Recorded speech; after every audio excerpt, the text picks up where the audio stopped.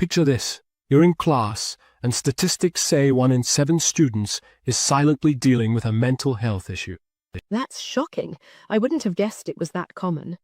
Right. And even more people deal with something we almost never talk about, fear of being truly seen.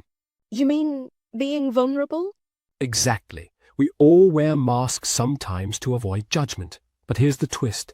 Embracing vulnerability can make you not just brave, but powerful. Stick around, because by the end of this episode, fear might be your unexpected ally.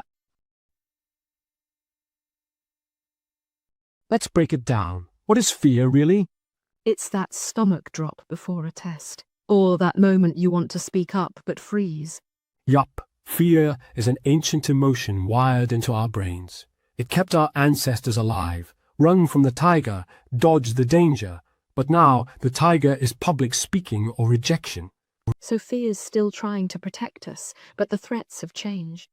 Exactly. And sometimes we're not even afraid of the thing itself. We're afraid of how we'll feel if we fail or get judged.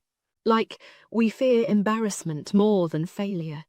Right. Vulnerability is the courage to show your true self, even if it risks rejection. It's scary, but freeing.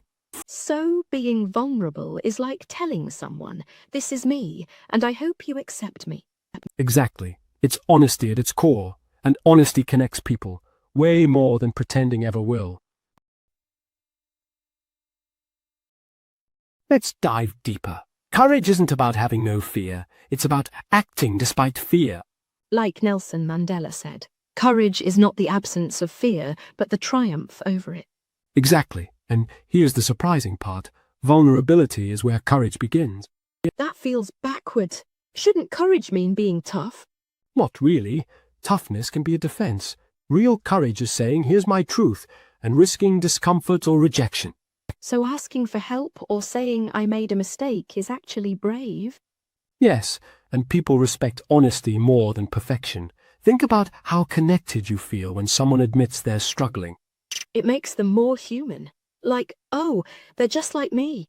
Exactly. Studies show that vulnerability builds trust and deepens relationships, whether it's friendships, romantic partners, or teams. Even in leadership, vulnerability is key. Brené Brown, a researcher on this topic, says vulnerability is the birthplace of innovation, creativity, and change. Wow. So the most successful people aren't the ones who hide their fears. They're the ones who lead with them. Let's bring this to life with real stories. Yes, this is my favorite part. Malala Yousafzai. At just 15, she was attacked for speaking up about girls' education in Pakistan. I remember that. She could have stayed quiet, but instead she kept fighting. Exactly, she said. Weakness, fear, and hopelessness died. Strength, power, and courage was born. Her fear didn't stop her. It shaped her mission. That's incredible.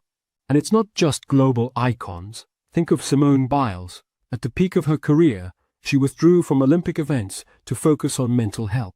That shocked everyone, but it made so many people rethink what strength really means.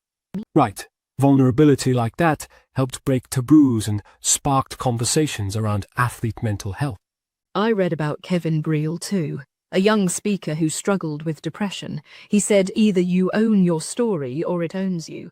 That line gives me chills. Speaking out gave him power and gave others hope.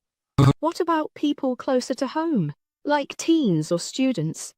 Great point. Every day, people show courage in small moments, sharing a personal story in class, standing up to peer pressure, apologizing after hurting someone. Those are quiet victories of vulnerability. So how do we practice this stuff? How do we make fear our ally? Give us the playbook, coach. Step 1. Start small. Try saying, I'm nervous before a test. It might lead to, want to study together? That already feels better than bottling it up. Step 2. Celebrate mistakes. Laugh at them. Share them. It shows strength, not shame. I love when people do that. It makes everyone relax. Step 3. Ask for help, whether it's school, stress, or sadness.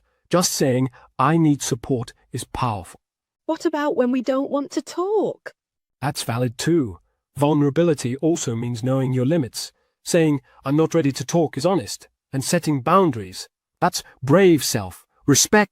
So it's not about oversharing, it's about intentional sharing. Exactly. Share when it matters and when it serves connection or healing, not to seek approval. Any last tips? Practice with safe people. Journal your thoughts. Reflect on moments when fear stopped you and rewrite the story next time.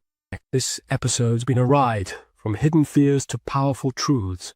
We saw that vulnerability isn't weakness. It's the raw material of real courage. From Malala's bravery to your own quiet wins, fear isn't the enemy. It's a signal you're about to grow. If this hit home, share it. Someone out there might need to hear that their fear is valid and survivable. And if you liked this, subscribe and leave a review. Let's keep the conversation going. Until next time, stay curious, stay open.